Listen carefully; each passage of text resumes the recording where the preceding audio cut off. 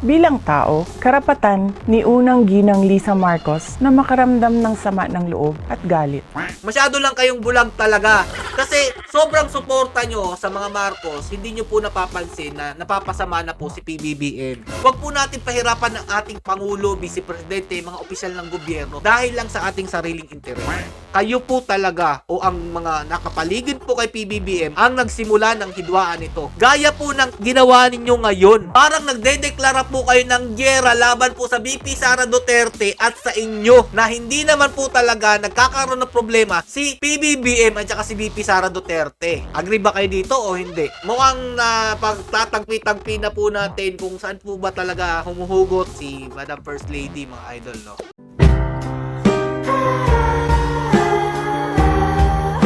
Yo, what's up mga lods? It's Megan Peps TV. Welcome back po sa ating YouTube channel at saka sa ating Facebook page. Marami na naman po mga loyalista ang iiyak dito po sa video na ito. Tanggapin po kasi natin mga idol na mali po talaga ang ginawa ni First Lady Lisa Marcos sa pagbibigay po niya ng pahayag laban po dito kay VP Sara Duterte. Sa tingin niyo po ba ikinatuwa ni PBBM ang ginawa niyang pagsagot sa interview ni Katunying?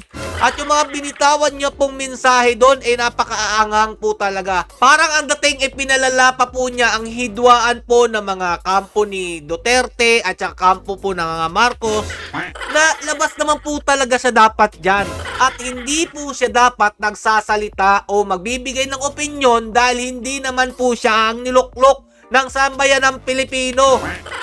First Lady siya mga lodi pero ganyan po yung akto na ginawa niya sa kanyang interview. Alam niyo yung tawag doon mga lodi? Bitter ang tawag doon.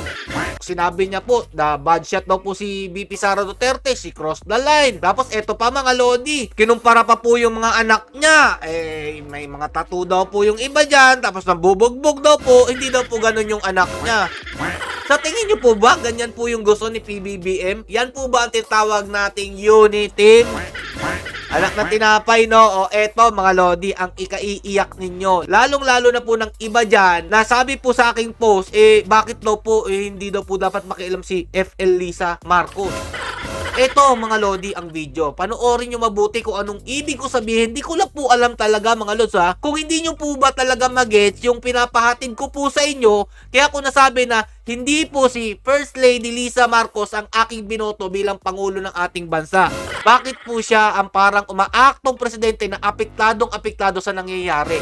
Na wala naman pong binabanggit si VP Sara Duterte, pero bakit si VP Sara Duterte po ang kanyang pinapatukuyan dito? Panoorin yung video mga lodi ha. Pahayag ni VP Sara Duterte dito po sa kanyang interview kay Katunying na talaga naman pong wala po siyang preno sa pagpapatama kay VP Sara Duterte. O ito mga lodi, panoorin natin. Mga kababayan, bilang tao, karapatan ni unang ginang Lisa Marcos na makaramdam ng sama ng loob at galit.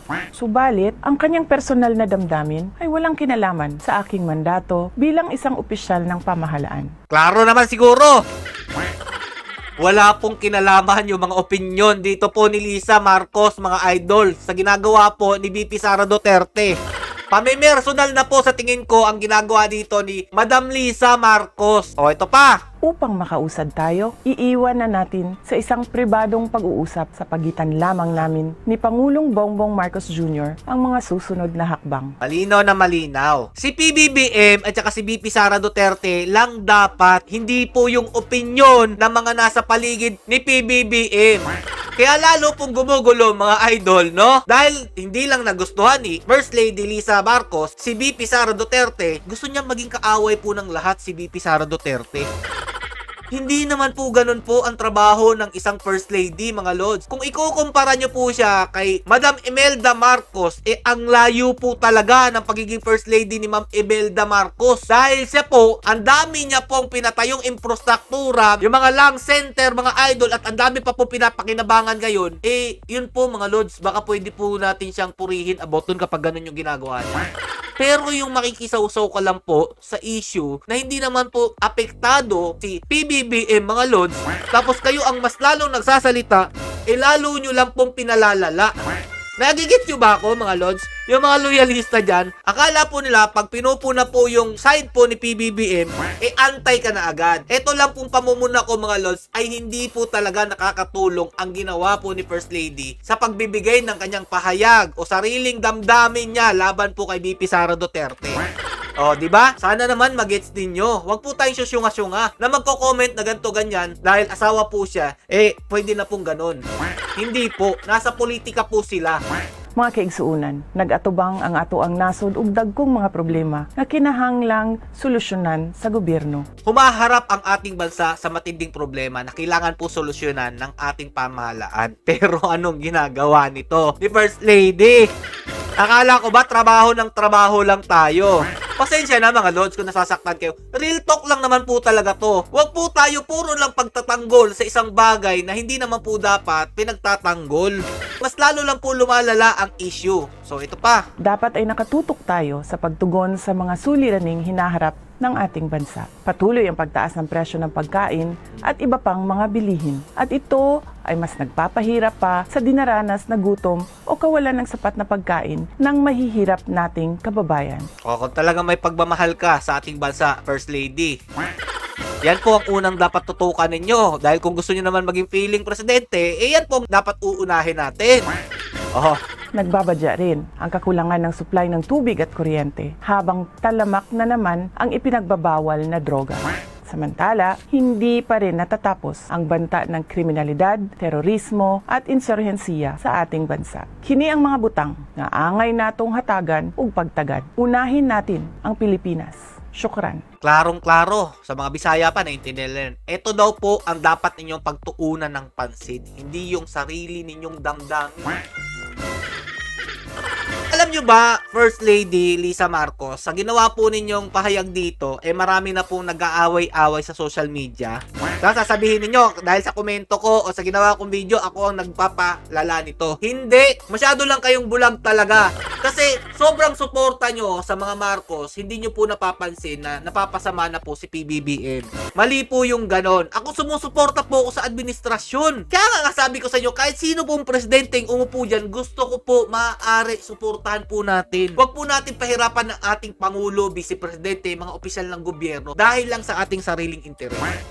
Sana na-gets ninyo. Ayaw po niya ng may personal kayong alitan. Kung meron man dapat pag-usapan, doon na lang po sa pagitan lang ni PBBM at saka BP Sara Duterte. Ito nga po mga Lodi, naging epekto ng ginawa nyo, Ma'am Lisa Marcos. Si Dr. Richard Mata, mga Lodi, si Dr. Richards and Erica Mata, sa page po nila, nagbigay po ng kanilang pahayag. I think the First Lady must express a public apology to the Vice President in due respect to the millions of us who only agreed with Sarah's request to vote for her husband during the campaign. Tama naman po ito, di ba? Meron pa po kayo sinasabi dyan na mababait yung anak ninyo, walang mga tato, hindi nanununtok, hindi nananakit ng mga tao.